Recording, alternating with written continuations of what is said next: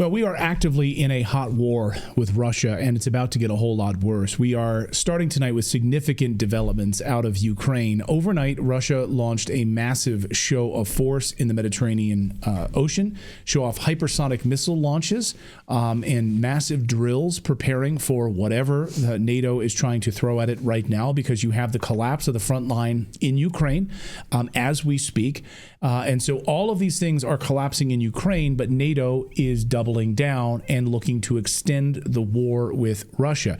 These are hypersonic missile launches targeting a large offensive right now against Ukrainian and possible NATO targets. We're hearing from sources. We got news that Ukraine's front line has essentially collapsed. So take a look at this sort of a month by month. You can see here the Russian takeover of these, what were once, this is in the Donbass area and in eastern Ukraine.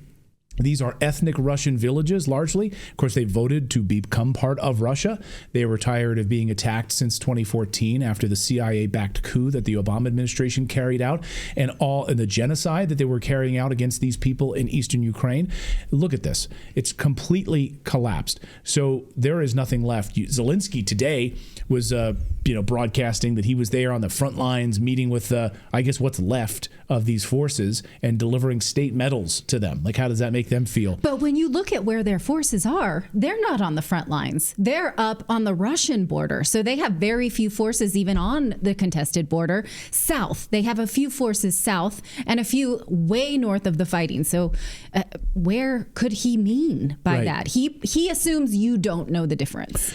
And that's largely what's been the case. That's why great journalists like Tucker Carlson, who we try to feature on this show as much as possible, because he's one of the few who've been outspoken about this war and what's really going on here.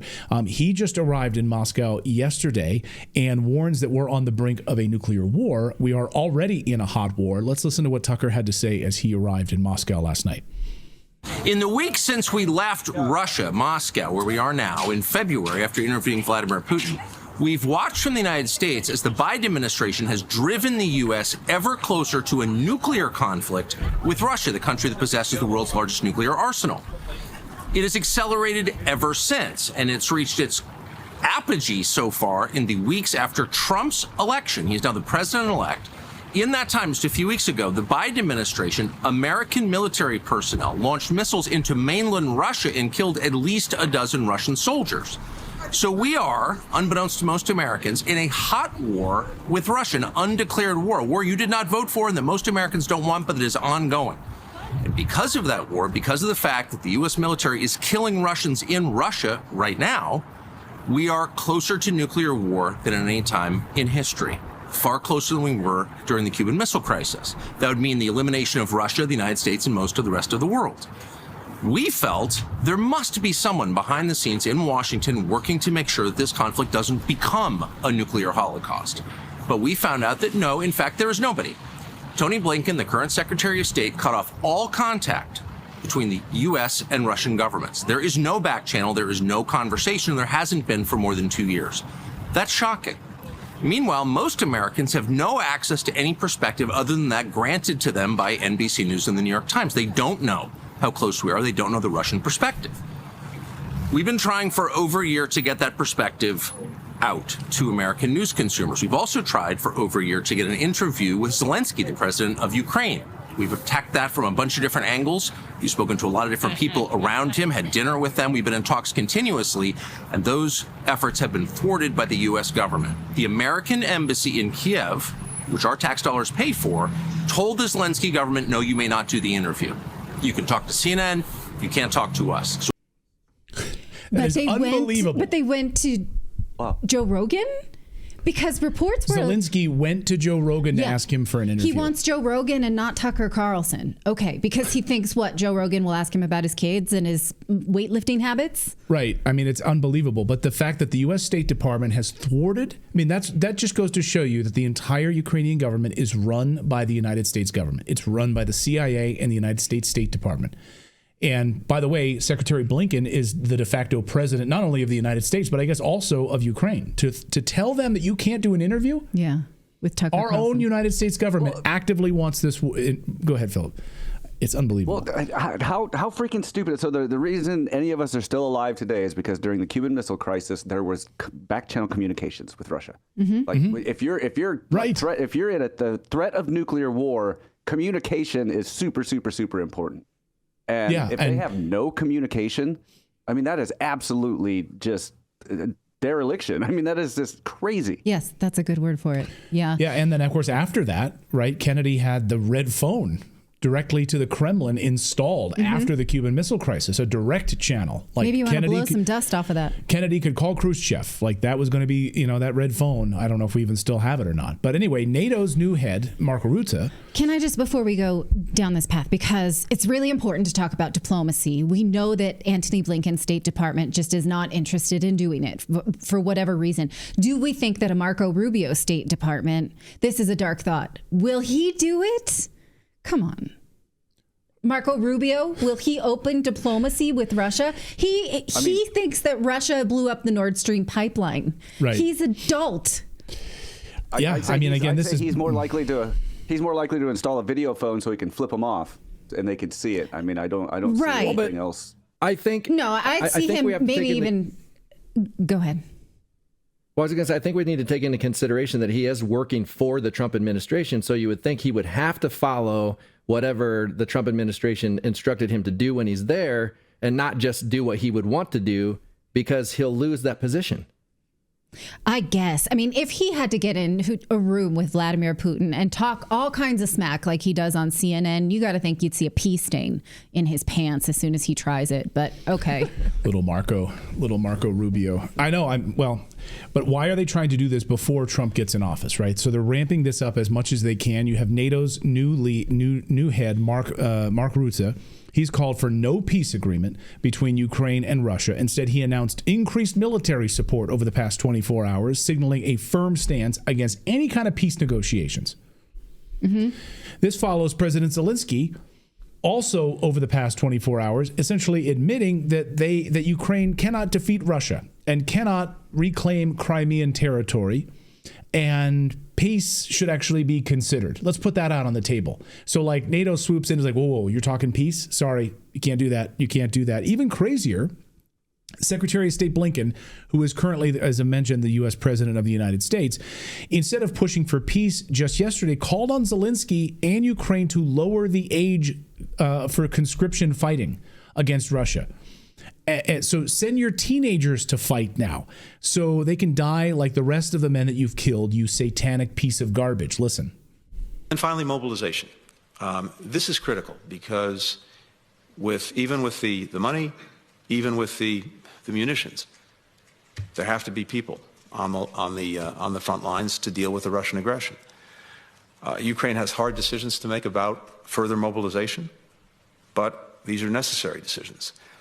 We have a commitment, though, for every person, every soldier that Ukraine mobilizes.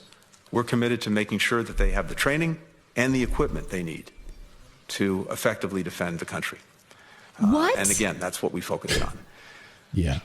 Going forward, as I said, Ukraine is on an irreversible path to NATO membership, but we're focused on this in a practical way. We set up a dedicated NATO. Yeah, so they're going to become part of NATO. They're not trained. They're being sent in with sticks and buckets. We know this. So that's a lie. Who let him lie like that? And then can you imagine being in this room and being like, then why are they saying their manuals are in English, they have no training, and they're deserting at record numbers? You're lying. That's why we need younger people. So he needs 18-year-olds now to go and die for our NATO proxy war. He's in a room full of NATO sycophants. I mean, that's who he's speaking to. He's in front of all of these like intelligence reporters or whatever that the only reason they get that beat is because they're total sycophants, right? And they kiss up to these guys. Yeah. That's why they're in the room. He also announced, and by the way, someone in our chat room was saying, yeah, American soldiers have died in Ukraine. Yes, as we reported here, we were the first to report this story and broke this story months ago here at Redacted, that there were American soldiers. And I want to know what the NDAs look like from the U.S. military to those family members. Or are they lying to those family members whose young men have died fighting in Ukraine? American soldiers who've died in Ukraine. What are they telling their parents?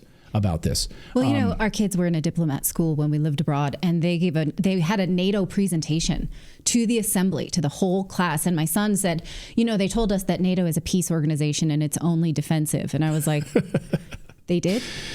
That's liars. They told you that in a school assembly? Liars. Okay. Yeah.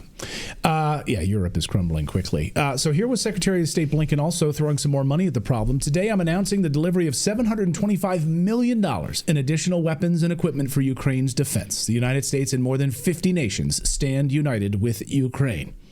Blinken also just posted this. These tweets also came in right after that. People in my state of North Carolina are still camping in tents without electricity and running water due to Hurricane Helene, while Joe Biden is still money laundering to Zelensky to continue covering up for crimes for the Biden crime family. F all of you. DK says that's a large amount of money to launder in such a short amount of time. Ava says, I love my United States. While people in North Carolina freeze in tents, you effers can't be gone fast enough.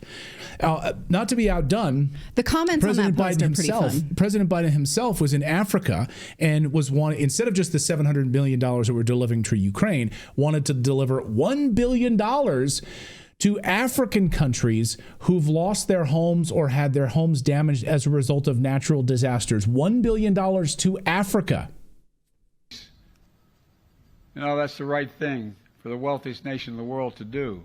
And today, I'm announcing over $1 billion in new humanitarian support for Africans displaced from homes by historic droughts and food insecurity. Great. Thank you so much. That's the right thing for the most powerful country in the world to do, he says. But we can't help our own people because actual Americans in the United States are sleeping in makeshift structures. They're sleeping in tents in North Carolina because they can't get help from the Biden administration. Take a look at this. I met Sarah outside the trailer she's living in with her husband, 2 kids, 2 cats, and 2 dogs. Like almost everyone here, their home was destroyed and condemned, and they also lost their cars and their jobs. Everybody that I've talked to says they're getting no help. Their trailer was donated by a volunteer, not FEMA, and they have to pay for their own porta potty. I had to rent this so that we would even be able to use the bathroom. So you had to pay for that yourself? Yes. Yeah, it's $130 a month to rent one. Sarah's one hope was U.S. Small Business Administration disaster loan. But then she got this voicemail. This is a call from the U.S. Small Business Administration about your SBA disaster loan application. Due to a lapse in congressional funds, new loan offers will be delayed until Congress provides additional funding for the disaster loan program. We understand how frustrating this delay is. Yeah. Can you imagine? Why didn't Congress have to approve aid to Ukraine? Well, we got to make sure the Ukrainians, fight to the last in Ukrainian. So we're going to send tens of billions of dollars there. We'll send $1 billion to Africa to make sure that their homes are rebuilt after natural disasters. I mean, look, you want to know why these guys lost the election? This is why you lost the election. It's an absolute clown show right now. Go ahead, Philip. Oh. Didn't they? Did I dream it, or did they say there was plenty of money for the people in North Carolina? They did say that. Yeah. They said that, but that was before the election, so they didn't mean it. Yeah. Oh, they didn't mean it. Maybe they should. They should make a rule that if we have a single unwilling person living on the streets in the United States, especially a vet, no money goes anywhere else. No money leaves this country until that's taken care of. Then we can have the conversation. Yeah, you would imagine. Can you imagine what you could do with $1 billion just in that community to clean it up and provide homes and to rebuild that entire infrastructure? Yes, but we've covered a lot of what China's doing in Africa, building out infrastructure and structuring loans to African nations and actually providing them with infrastructure like roads and internet and sewage systems and things like that and improving that. But China's getting paid back and it's a business structure. We are a country heavily in debt. So who decided that we could do this? He says it's the right thing to do for the wealthiest country in the world. Okay, those things don't bear out when we look at our federal deficit and our expanding government. So anyhow, well, let's take a look at New York City. Sorry, just one real quick. It's like, it might be the right thing to do for me to buy a Christmas present for every kid in town. That doesn't mean I have the money to do it. Yeah, right? It's the thought that counts. Well, let's take a look at New York City. It looks more like Gotham City every single day. Today, the CEO of United Health was fatally shot in the chest on his way to an annual investor meeting at Midtown Manhattan. Police say they didn't know the suspect's motives. They still don't, but many are speculating that this was targeted. We can't show you the video. You can find it quite easily on X, but you can tell this person is waiting for his target. This person is clearly very skilled with a gun. He knows what he's doing. The police say that they don't think this is a threat to the public because obviously it was a threat to this guy in particular. His wife says he had been receiving death threats and he, again, we don't know exactly what those would be pertaining to. So police are still looking. Although incidentally, there's an account on X, which I didn't bring a picture because I saw it so recently. If you look up at RTWLZ on X, this person makes it a habit to scrape city bike data every minute because it's a hobby of his, I presume, and says that he did locate a city bike that went from this area all the way up the east side within 10 minutes of the shooting, and he's reported that to police. So I love that internet sleuthing. Maybe that's something, maybe it's not. Now, some radical liberals, though, are saying this guy had it coming. Why? Because he's a capitalist, because he's a head of big business. Here is him, this, I want to say like extremist liberal, saying that this is the capitalist revolt that he's been waiting for. Have you guys heard the good news? They say it was a targeted attack. And personally, the gunman is at large. So if you see anything, no, you didn't. Oh, you think no, you didn't. Protect this person. Also, do more. That's a hero.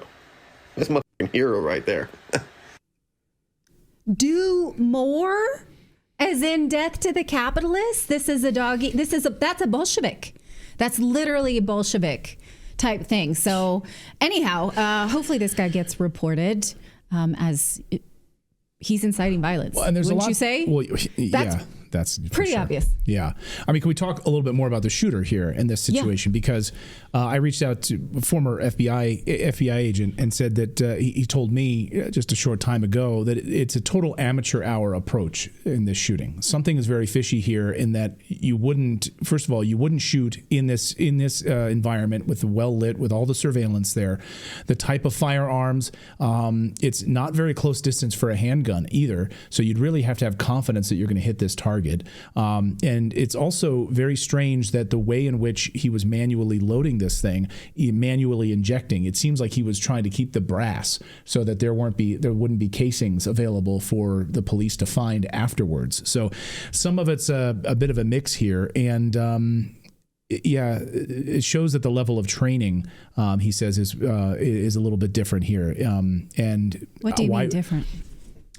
Well, if you really wanted to execute this thing, you would probably walk up with a low caliber weapon like a 22 or a 9mm with subsonic rounds on it, and shoot them right there in the dark, in some sort of darkness. And you wouldn't do this in daylight in this type of environment, and using this type of a gun, it wouldn't make sense. So very, very strange. All of it is very, very strange. Now, this comes just within 24 hours that Mayor Eric Adams says that crime is down in New York City. It also comes as the jury begins to deliberate on the Daniel Penny trial. Eric Adams does seem to indicate that Penny should be acquitted because, for obvious reasons, you can't have people who are too scared to defend themselves against dangerous people. So we'll see how that goes. We're going to talk to Second Amendment advocate Liz Joy coming up about that, about, again, how New York City seems to be straight off the pages of a Batman comic coming up after the break. Yeah.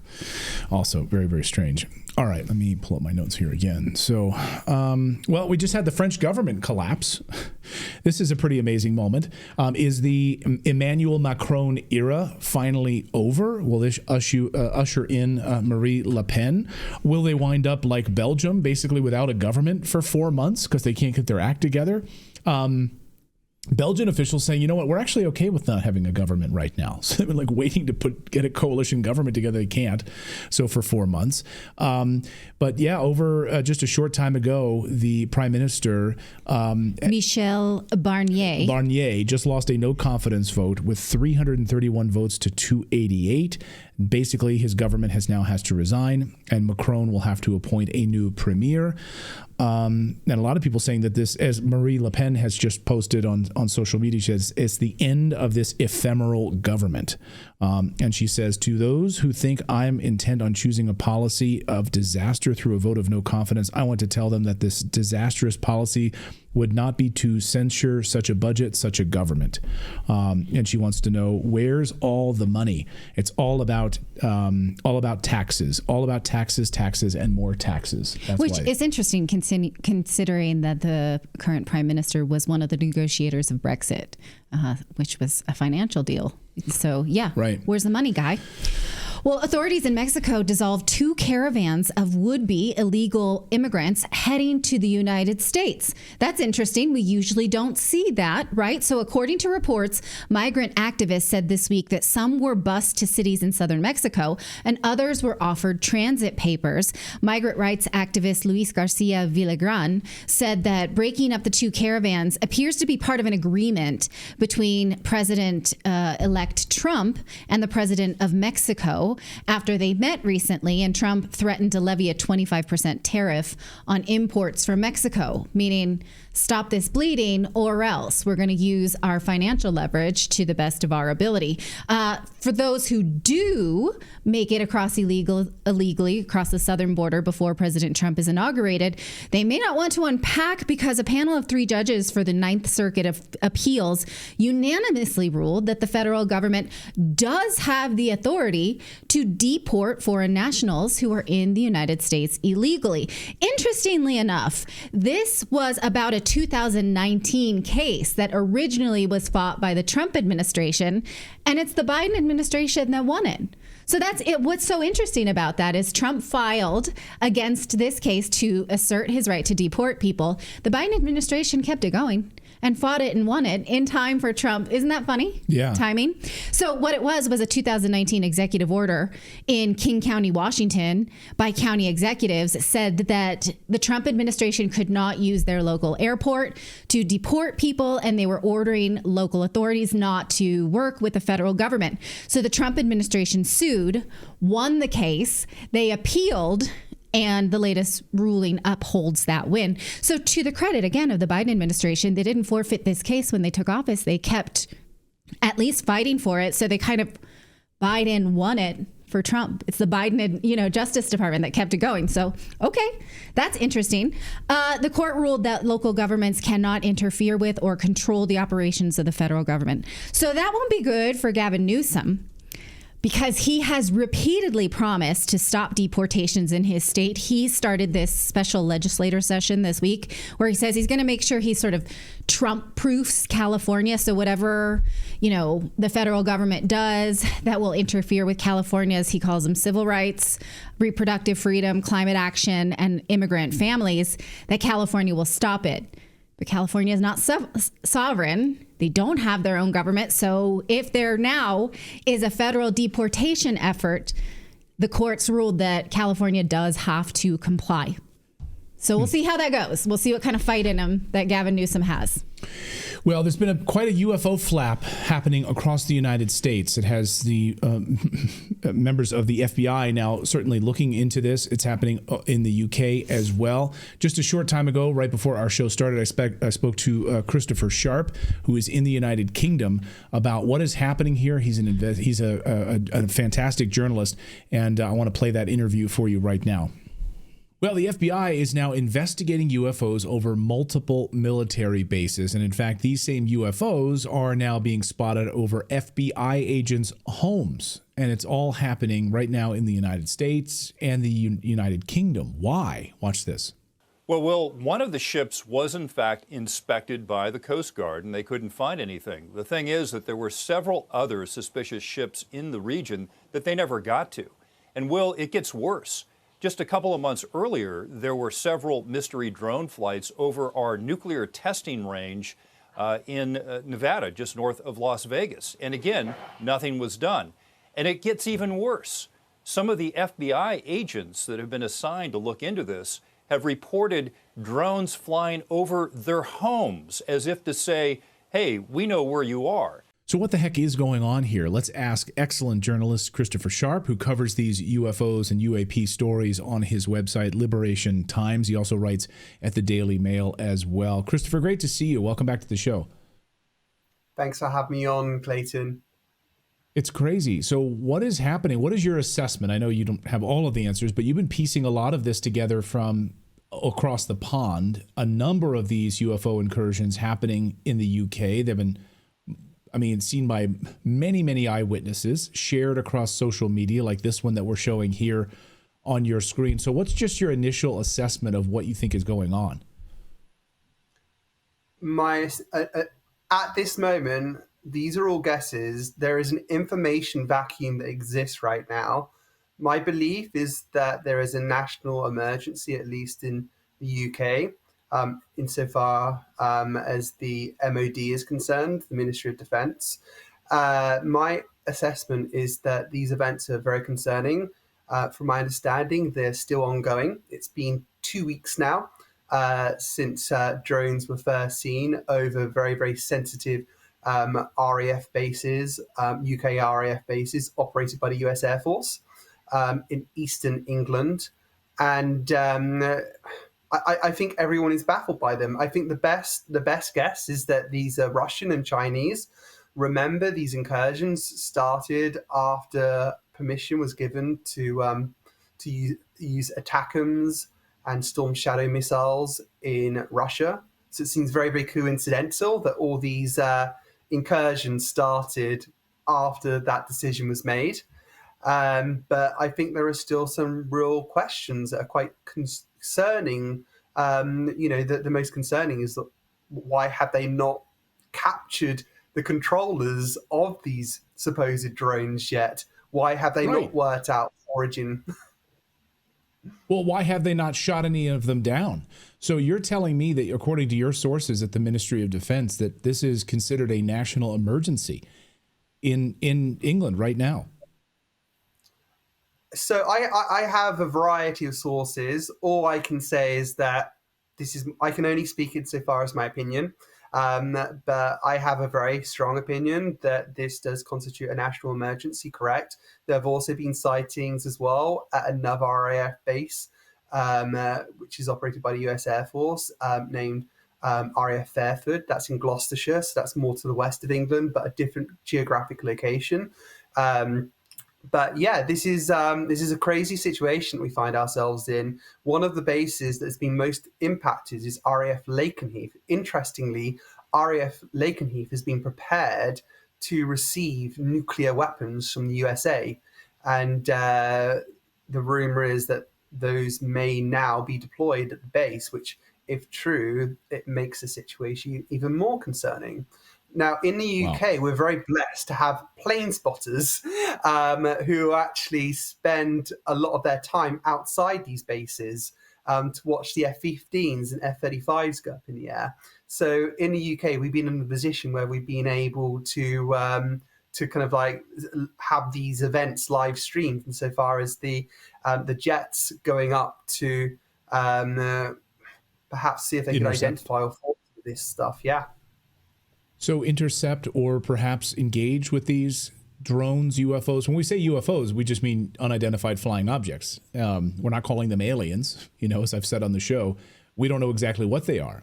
Here over in New Jersey, for instance, just over the past 48 hours, many, many eyewitnesses seeing these huge drones about the size of cars, like 10 feet in length, hovering over homes, and not just there for like 10 minutes. Hovering there for more than an hour or so. It's remarkable. If they're coming from China or Russia, how are they getting there? Where is the mothership, so to speak? These drones can't travel that far on that amount of energy and battery power to get from Russia into New Jersey. Where are they coming from? And why isn't the United States doing anything about it? You hear members of Congress, as we played here in the beginning, saying that these now are hovering over FBI agents' homes as if to say, we know exactly where you are, we know where you live, and we're hovering above your home right now. It's remarkable. It's very disturbing. From my understanding, these things are on a pre-programmed setting, so their coordinates of where they're flying to have been pre-programmed. They are very, very sophisticated. They must have some kind of AI sensor system as well, because the sightings over RAF Lakenheath, they've seen them just above the tree line. So, and also they've been spotted as well in winds of over 65 miles per hour in a recent storm that we've had. They're operating at night as well. The thing that confuses me is that if these are Russian and Chinese drones, and they do show advanced technology, why would they risk the chance of such technology being recovered by the Western allies and exploited? That would also cause a major diplomatic fallout as well. But from my understanding at the moment, none of the drone counter provisions, such as jamming, taking over the drones that it's returned to the controller, none of those countermeasures have worked or are feasible. Wow. So everything we've tried, jamming, trying to take control of them, none of that has worked. And they're there, and we're not intercepting them. We're not shooting them down. Have you heard any reports of the Royal Air Force trying to engage and fire upon these things? I haven't heard any reports. I do know that there may be a concern, from my understanding, that if you do take control of the drone and send back to its origin where it came from, there is the danger that it may have been preset to land on one of the air bases. And if it has a payload, which could potentially be explosive, then if the worst situation happens, it would be the responsibility of the US Air Force or the UK if something bad happened in that situation. So there are some alarming features when it comes to this, correct? I mean, then you could I'll get you out of here on this, Christopher, which is, if they're not Russian or they're not Chinese, it seems odd and weird that they're hovering over all of these homes in the United States and we're not doing anything to stop it. Then is it something else? Is it something from off-world, some sort of off-world vehicles that are here to say, you guys are on the precipice of nuclear war, you better stop it, we're watching you. I just can't wrap my head around why we wouldn't be engaging with these things at the Pentagon. Why are we not doing anything to stop them? I mean, I know it's a huge leap, but am I far afield on that? At this point, we just don't have any of the answers. There's an information vacuum that exists right now. We just don't have enough information. From what I've heard, they are man-made. Okay, but if they're man-made, they're also demonstrating advanced technology that we may not understand how it works. Okay, that's strange. And if that is the case, and if it is Russia or China, again, why would they risk that technology being captured? Look, we do know that there have been cases of mimicry when it comes to UAP, that they will mimic helicopters and other things. I have no information to suggest they are UAP yet, as in Pentagon's definition of them, displaying some anomalous behavior or capabilities such as transmedium activity or instantaneous accelerations. I've got nothing on that so far. I think it really is just a really horrible position that we're in right now, is that we just don't have the answers. All we can do is speculate and keep following the story. But the longer this goes on for, the more disturbing it becomes. And I keep on using that word because it has, and I think it's rattled a lot of top officials, both in the UK and the US. Well, we have many, many viewers in the UK who are watching our show. And I know you've put a call out to anybody in certain sectors of the UK who've witnessed some of these drones in certain areas to reach out to you. So you can follow Chris on your X account. Reach out to Chris if you've seen any of these UAPs, UFOs in your area. He's collecting all of this data right now and doing amazing work on all of this. So, Christopher, thank you so much for joining us. Thank you, Clayton. It's a pleasure. So that was Christopher Sharp. Thank you for that. We have a couple of people here. Darlin Dar in Michigan says, I am in mid-Michigan, and they hover over my house all the time. Not sure what to do about it. The only difference in the ones that they're seeing here on the screen, is that the ones that you're seeing in mid-Michigan have multicolors going around on the bottom of these. I mean, film them. Send them to us. Go ahead. I recently heard of there's a town in, I believe it's in Colorado, that it's just like clockwork, like regularly, like all of the citizens know that at a certain time of night these are going to show up, and they know where they're going to show up, and they just it's like the police just constantly like go out and monitor this. It's bizarre. Cool. Wow. I'm going to drive there. Okay. I would love to go there. All right. I'm down. I want to see that. If you get beamed up, just put an AirTag. Put an AirTag on the UFO? On the car. I wonder how good AirTags would work. Like, we're noticing I'm going to open Find My. And it shows another you're dimension. on Mars. It shows another dimension. Or can you please come back from Mars? You need to pick up the kids from school. Clayton, it shows on your Find My that you're in Antarctica. Yeah. How did you get down to the South Pole Station? How did you get down there so quickly? Speaking of Africa, we're talking about Africa earlier, Biden down there. So this is embarrassing. This just came in earlier today. So President Biden sitting there with the African leaders. Take a look at this. You can roll it, where he's sitting as these African leaders are talking. And President Biden is literally just asleep. He's checked out. He's totally asleep. Falls asleep at the Trans-Africa Summit. Like, they're talking to him, asking him questions. You could actually play the audio if you would, Philip, because it's funnier. The implementation of the project will provide important opportunities for Africa's development. He's literally asleep. Such as agriculture, renewable energy, digital transformation, trade and logistics along the corridor. Tanzania is... That's your president of the United States. That's your president. That reminds me of my father at like 7 p.m. at night.